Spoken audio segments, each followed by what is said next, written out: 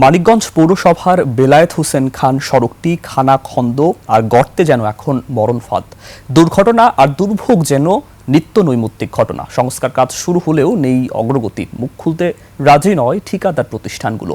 স্থানীয়রা বিভিন্ন সময়ে পৌর কর্তৃপক্ষকে জানিয়েও পায়নি প্রতিকার। প্রতিনিধি আল-আমিন মাহমুদের রিপোর্ট।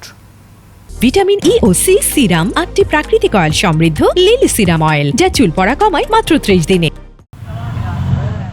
ঢাকা আরিচা মহাসড়ক থেকে শহরে ঢোকার বিকল্প রাস্তা বেলায়েত হোসেন খান সড়ক। 2.5 কিলোমিটার দীর্ঘ সড়কটির বেহাল দশা। সড়কের অধিকাংশ জুড়েই রয়েছে খানাখন্দ। ড্রেনেজ ব্যবস্থা না থাকায় অল্প বৃষ্টিতেই তলিয়ে যায় পানির নিচে। জলাবদ্ধ হয়ে জনদুর্ভোগ চরমে পৌঁছায়।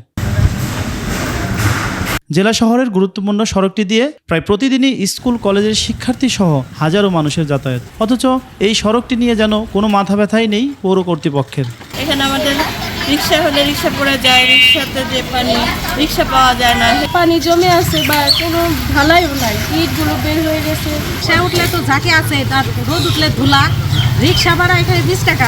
2025 সালে সড়কটি সংস্কারে 3,14,08,394 টাকা ও ড্রেনেজের জন্য 2,62,477 টাকা টেন্ডার হয়। কাজটি 2027 সালের জানুয়ারিতে শেষ হওয়ার কথা থাকলেও এখনও অগ্রগতি হয়নি 20%-এরও। কাজের এমন ধীর গতিতে ক্ষোভ জানিয়েছে স্থানীয়রা। বাচ্চা কাচ্চা পড়ে যায়, হুন্ডা চলে, অনেক অ্যাক্সিডেন্ট হয়।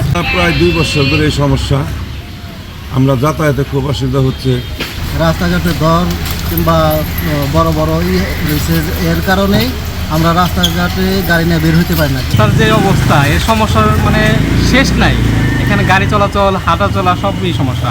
বিষয়টি নিয়ে ঠিকাদার প্রতিষ্ঠান MA engineering Mostafizur Rahman JV কর্তৃপক্ষের সাথে বারবার যোগাযোগ করা হলেও সাড়া মেলেনি। আর নির্বাহী প্রকৌশলী দিলেন সড়কটি সংস্কারের আশ্বাস।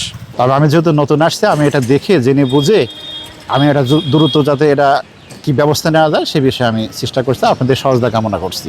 তবে সার্বিক পরিস্থিতি নিয়ে ক্যামেরার সামনে কথা বলতে রাজি নন সাময়িক দায়িত্বে থাকা পৌর প্রশাসক। তবে এ বিষয়ে দ্রুত পদক্ষেপ নেওয়া হবে বলে জানান তিনি। মোহাম্মদ আল-আমিন মাহমুদ, 21 টেলিভিশন, মানিকগঞ্জ।